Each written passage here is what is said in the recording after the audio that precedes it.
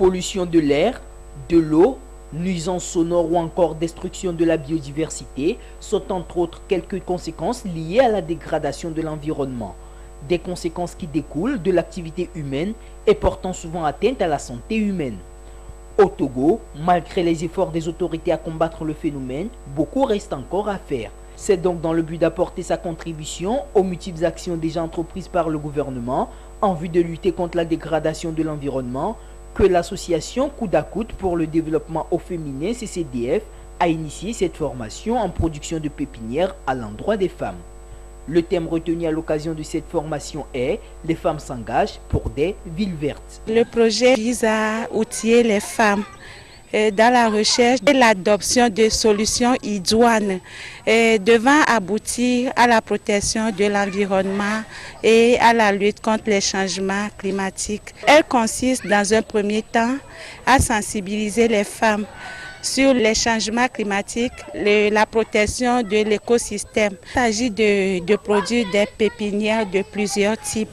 D'abord, il y a les pépinières d'arbres fruitiers. Il y aura la production de pépinières de moringa et la production de pépinières de palmiers et de cocotiers destinés à nos plages. Le représentant du directeur préfectoral de l'environnement Golfe à cette rencontre n'a pas manqué de saluer cette initiative louable de ces femmes engagées pour la cause du climat. Pour nous, la direction préfectorale de l'environnement, bien sûr, et du Golfe, un réel plaisir de voir des femmes réunies pour défendre la dame nature. Si aujourd'hui nous en sommes là, en grande partie, c'est grâce aux actions humaines. Cela est dû aux actions humaines parce que c'est nous qui avons détruit. Et donc, on prône plus le reboisement. Et parce que c'est grâce à ce reboisement-là qu'on peut lutter contre le changement climatique. Parce que les plants mis en terre sont de grands capteurs de CO2.